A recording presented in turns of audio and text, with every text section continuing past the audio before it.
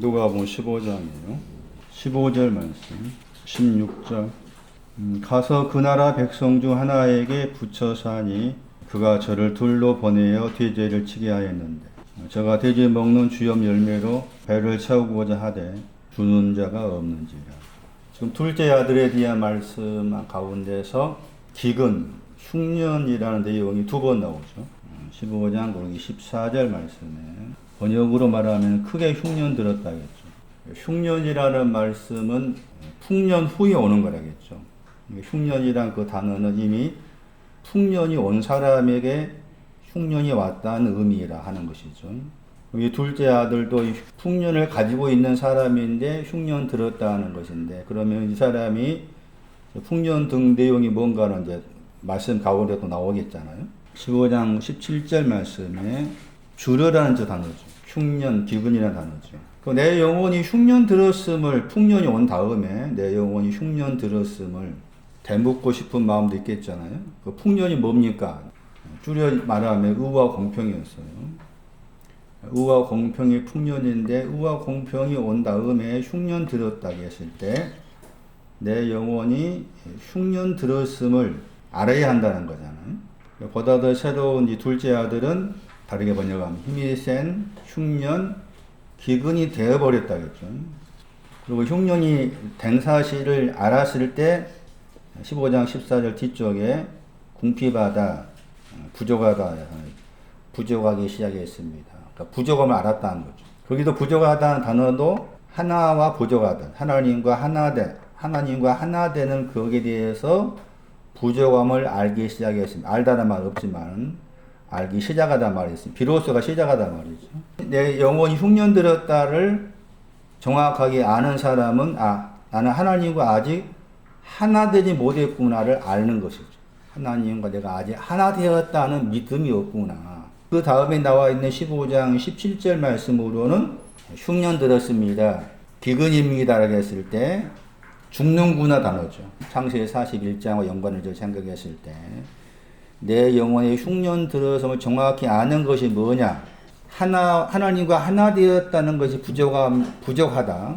여기 이제 15장 17절 말씀으로는 죽는구나, 멸망하다, 다르게 번역합니다. 99마리 양이 길을 잃어버렸대. 길을 잃어버릴 그 단어예요. 얘가 멸망이구나. 그것이 내 영혼이 흉년 들었으면 아는 거야. 나는 멸망이구나. 지금 내가 지금까지 이렇게 오랜 세월 동안 나름대로 은혜를 받고 신앙생활을 해왔지만은 흉년임을 알았을 때 나는 멸망이고. 그런데 사실 흉년임을 아는 것이 아무나 알 수 있는 것이 아니에요. 대부분 다 풍년 거기에 잡혀 살아가니까. 풍년이 온 사람은 특별한 주님의 이끄심이 아니면은 풍년에서 흉년으로 옮겨갈 수 없어요. 1000명 놓고 붙잡아도 마찬가지. 여기 이 자리에 뭐 수십만 명 모였다 할지라도 풍년에서 흉년으로 가지를 못해. 흉년을 아는 것이 거의 쉽지 않다는 것이고, 그렇다면은 여러분 가운데에서 내가 흉년 들었구나 정확하게 내 생각이 아니라 내 영이 속에서 영이 나 흉년이구나, 나는 멸망이구나 라고 감대를 했다면 거기 하나님이 나를 특별히 은혜 가운데 있구나, 특별히 나를 사랑하셔서 나를 특별한 은혜 가운데 두셨기 때문에 흉년임을 알게 되는, 내 영혼이 죽는구나. 여기서라면 단어가 나오지만은 멸망입니다. 믿고 있는 사람한테 멸망이라는 거잖아요. 그것도 믿고 있는 것도 그냥 대충 믿는 것이 아니었고, 기근이라는 그 단어에도 부족하다 말했다겠죠. 그래서 거기 헬라어 원어에서는 궁핍하다 하는 단어도 부족하다, 기근이라는 단어에도 부족하다 말. 약간 차이가 있는데 기근이라는 단어 속에 들어있는 부족하다도 하나와 부족하다, 하나님과 하나됨이 부족하다 할 때 사용됐어요.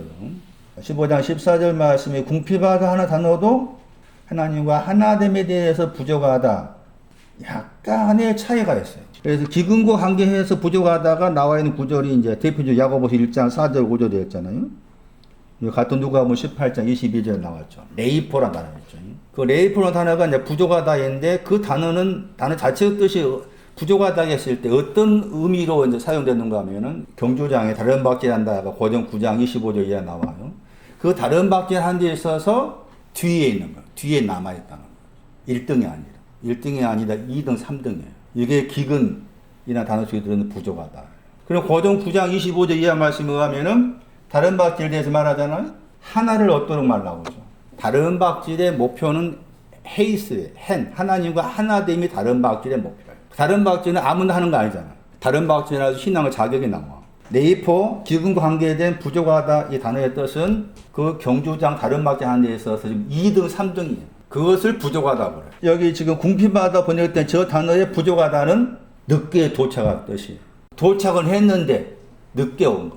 그것을 부족하다고 그래요. 약간의 표현의 차이가 있잖아요. 기근이라는 단어 속에 들어있는 거기에 네이포, 부족하다. 하나님과 하나 되는 것이 부족하다고 했을 때 경주장에 다른 박질 하고 있는데 지금 1등이 아니고 2등, 3등 하고 있다. 근데 궁핍하다 하는 단어도 똑같이 부족하다인데 저 단어에는 늦게 도착하다.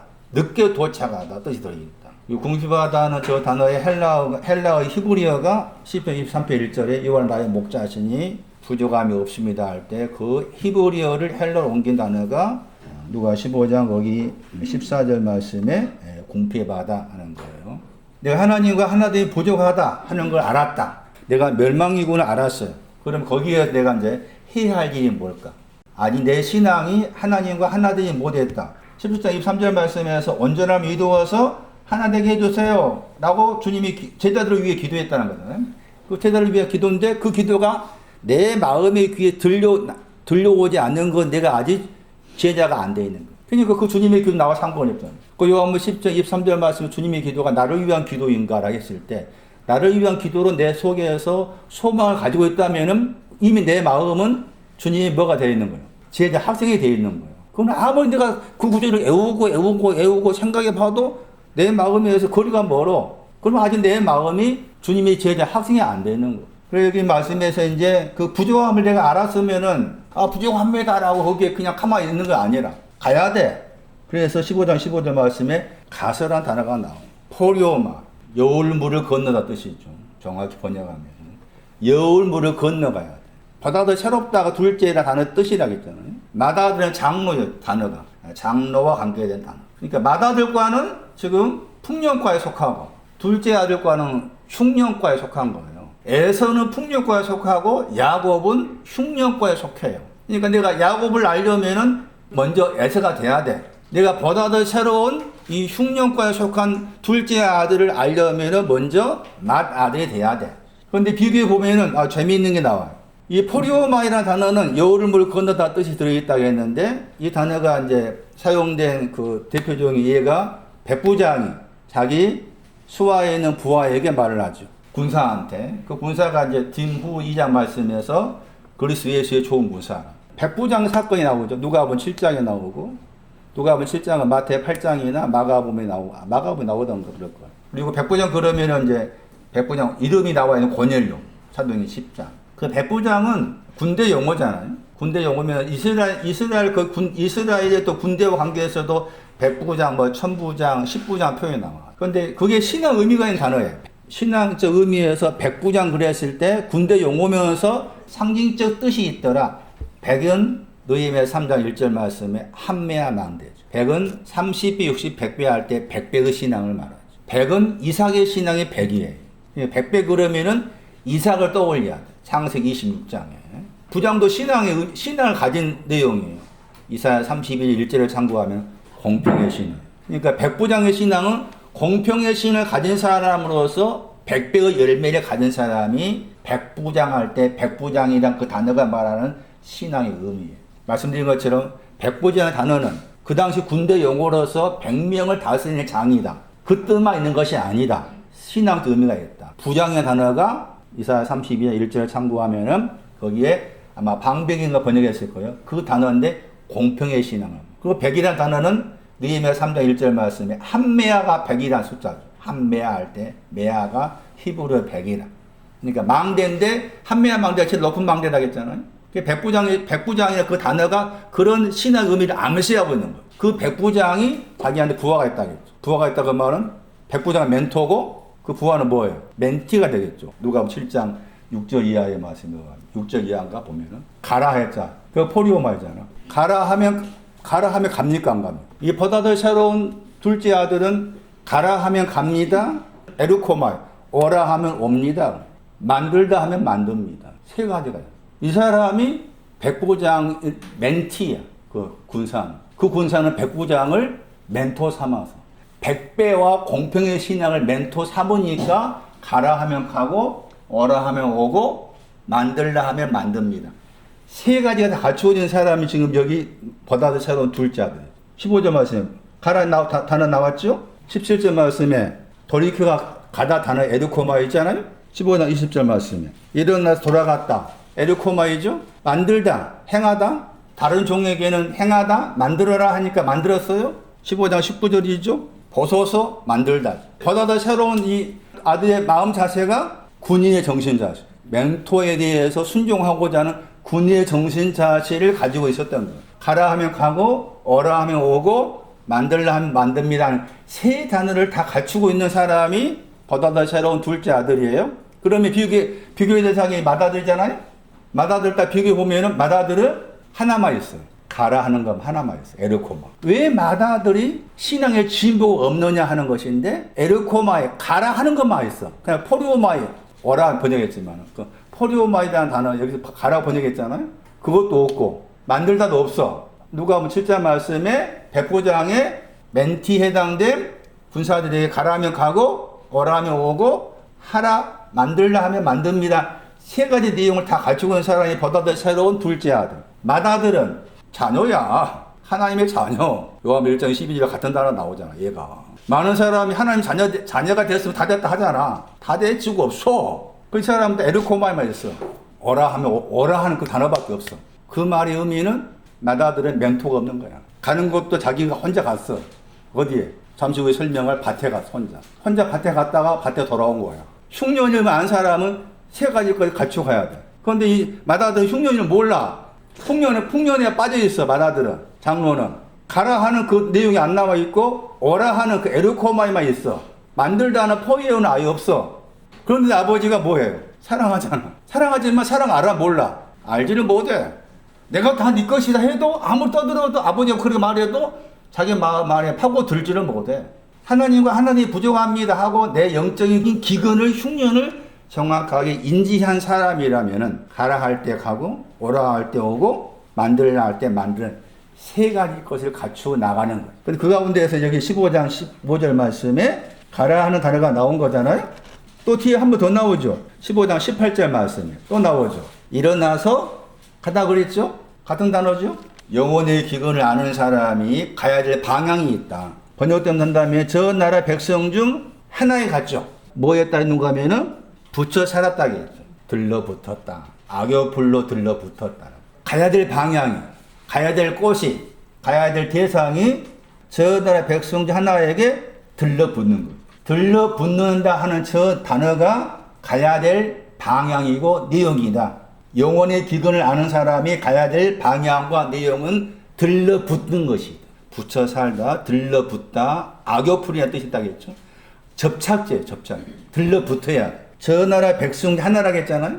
백성이나 저 단어가 바울한테 사용됐다겠죠. 참고로 그 나라라고 했을 때 나라라는 단어는 방이라는 단어 다르게 번역합니다. 방. 하나라는 그 단어가 앞에서 15장 10절 말씀에서 죄인으로서 회개한 사람이 하나였죠. 죄인이 나와요.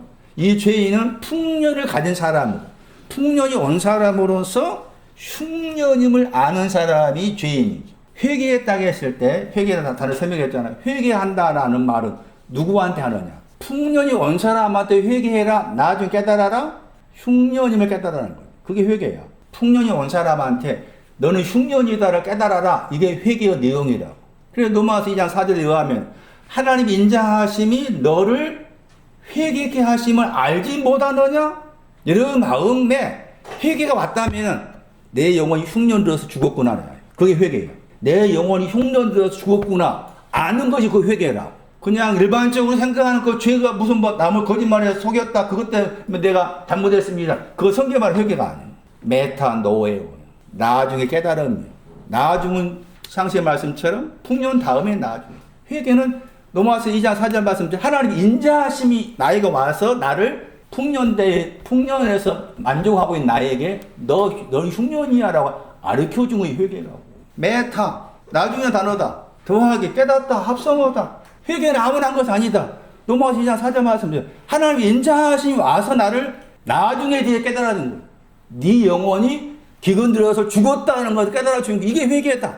그럼 돌아보세요. 나는 회개하고 있는 사람이에요. 모르지. 내 영혼이 지금 멸망당합니다를 아는 것이 회개인데 내가 내 영혼이 멸망입니다 하고 멸망을 알았다면 지금 내 속이 가만히 있을까? 속이 가만히 있겠냐고? 내가 갔어요. 어디로 가야 돼요? 들러붙은 데 가야 돼. 나라라는 단어가 방이라는 단어였잖아요. 그 단어의 동사가 베드로서 3장에 나와요. 베드로서 3장 9절 말씀에 회개라 단어가 나오고 이 나라라는 단어의 동사가 거기 나와. 이 단어는 방인데 약간 다르게 번역하면 영접할 방이다. 영접할 방이 있다. 그 뜻이. 회개를 영접할 방이 있다 하는 거에 베드로서 3장 9절 말씀의 내용이거든요. 방이라는 단어 속에도 베드로서 3장 9절 생각한다 회개가 들어있었고 하나라는 단어도 앞에 15장 10절 말씀에 회개와 관계 내용이 들어있는 거잖아요. 나중에 깨닫는 거 다 기근에 대한 거잖아요. 그래서 들러붙음에 대한 설명이에요. 가라 하는데 가라 하는 방향이 어디로 가야 된다고? 내 마음이 들러붙어야 된다. 자기 영혼이 기근이 많은 사람은 마음이 들러붙어야 돼. 그 들러붙는 내용이 뭐냐? 그게 10장 11절. 먼지였어. 먼지한테 들러붙어야 돼. 15장 15절 말씀에 가야 될 곳이 들러붙는 곳으로 가는 곳이고 들러붙는 내용이 누가 10장 11절 말씀에는 먼지다. 먼지에게 들러붙어야 된다. 누가 10장 11절 보세요. 묻었다 번역된 단어가 들러붙다예요. 붙여 살다, 묻었다. 들러붙은 것은 그 나라 백성들 하나라겠죠. 그러니까 그 나라 백성들 하나는 어떤 사람이라 그 말입니까? 먼지가 있는 사람이란 말이에요. 먼지에게 들러붙어야 돼. 가라. 어디로 갈 겁니까? 가라 할 때 갔잖아? 가라 했을 때 가라 한 내용을 방향을 알았죠? 누가 7장에 그 멘트에 해당된 백부장의 군사는 가라 할 때 가야 될 방향과 내용을 알았기 때문에 가라 할 때 갔어. 내가 가야 될 곳은 먼지에게 들러붙어 가야 돼. 먼지에게 들러붙는 곳으로 가야 된다. 누가 본 10장 11절 먼지에게 들러붙다. 여기서는 번역을 묻었다 번역했죠. 들러붙다 뜻이다. 그건 이게 해석이 필요해요. 누가 본 10장 11절 말씀에 우리가 나오죠. 그 다음에 너희가 나오죠. 이 먼지는 우리 것인가 너희 것인가 하는 거죠. 그럼 우리는 누구고 너희는 누구냐 하는 거죠. 우리는 누구를 말하. 그러니까 너희는 누구일까? 이 먼지가 우리 건가 너희 건가? 다시 10장을 보시면은 우리가 누군가에 대한 설명이에요. 우리는 앞에 말씀에 10장 1절 말씀이에요. 70명이 우리예요.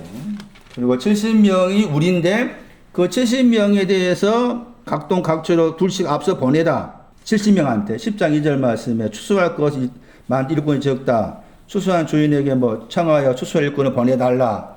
이렇게 해서 일종의 뭡니까? 파송하는 거잖아요. 그 70명이 우리에 속한 사람.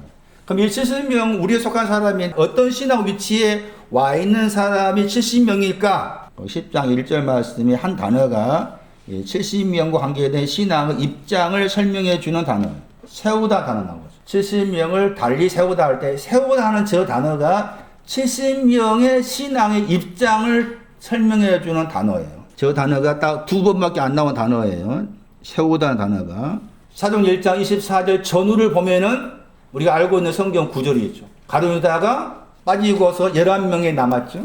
베드로가 일어서서 한 명을 또 세우고자 하죠. 그리고 거기에서 이제 유수돈가 나오고 마띠아가 나오죠. 두 사람. 거기에 단어가 나와. 그러니까 이 70명은 마띠아과야. 70명은 마띠아과에 속해. 그 마띠아과에 속했다 그러면 아직 사도행 2장 1절 이하 말씀에 우리가 알고 있는 상식으로 성령의 충만함이 아직 오지 않은 상태잖아. 이 사람이 70명에 해당돼. 그리고 너희는 누군가 하면은 너희는 어떤 사람인가 하면 성에 있는 사람이죠. 11절에 동네라고 했죠. 그 동네가 성이란 단어예요. 그 앞에 말씀에도 이제 성이 나와요. 거기 10장 8절 말씀에 동네에 들어갔다겠죠. 성에 들어갔는데 70명을 영접한 사람이 있고 70명을 영접지 않는 사람이 있어. 70명을 영접지 않는 사람이 먼지라. 그러니까 이 먼지는 우리에 속하는 사람이 가지고 있는 먼지가 아니고 성의 주민, 70명을 영접지 않는 성에 속하는 사람이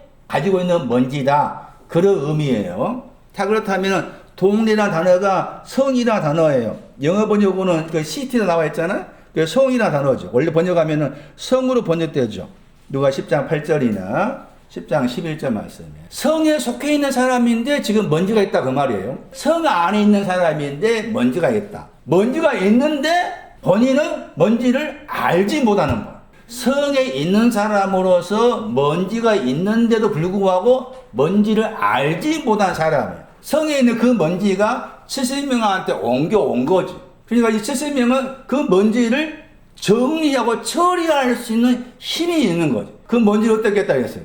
10장 11절에 먼지를 떨어버린다고 했잖아.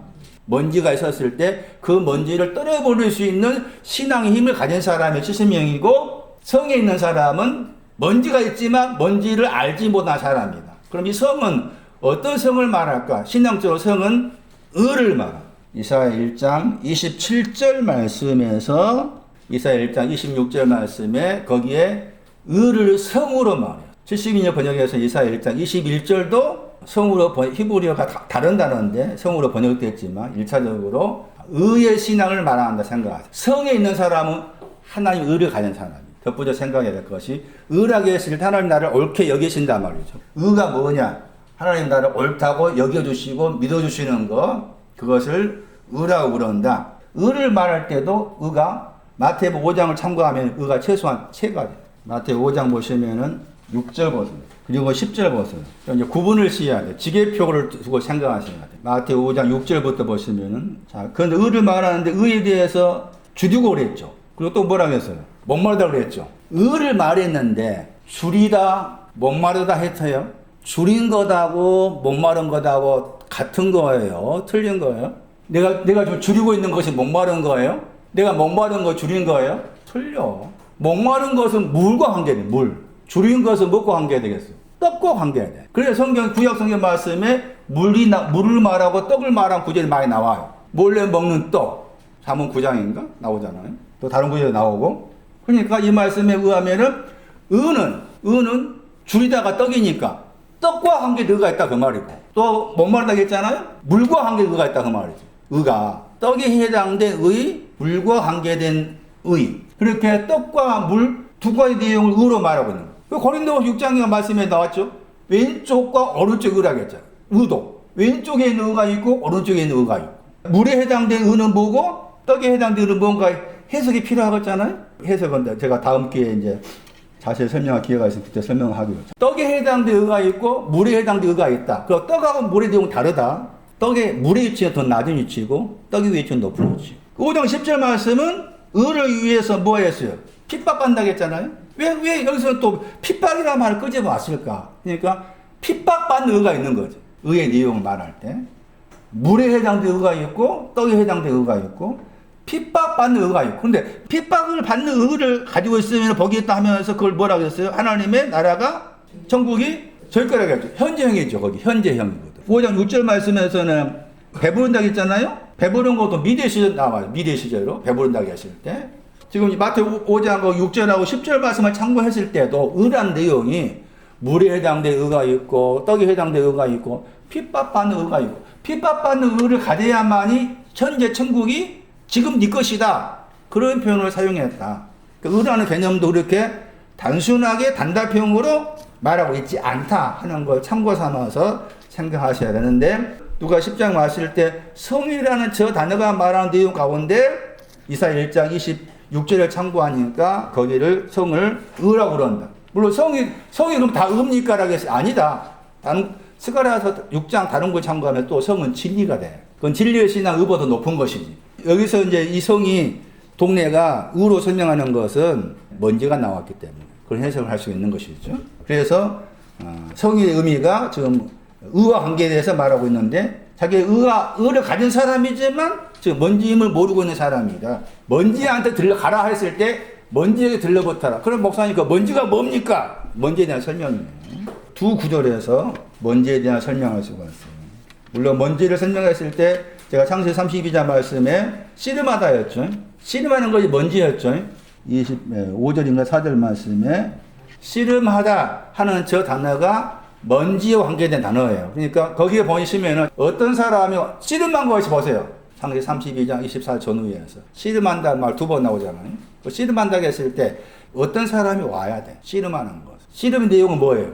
씨름의 내용은 먼지를 없애주는 거예요. 먼지를 없애주는 것이 씨름의 내용이다. 그러니까 어떤 사람이 와서 야곱한테 씨름을 붙이는 거죠. 씨름하다라고 어떤 사람이 찾아온 거야. 그 어떤 사람이 예수 그리스도. 히브리어 이시라는 단어를 따라가 보면은 예수 그리스도 연관돼.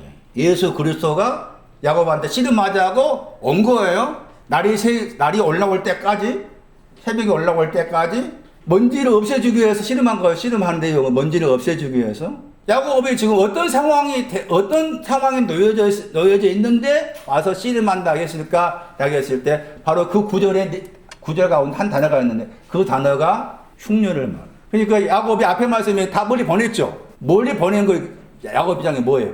그게 풍년이야. 야곱 입장에서 뭐 저기 부인이 그 딸 부인이 자식 나오자 보냈다 자체가 자기 안에 있는 풍년을 다 보낸 거.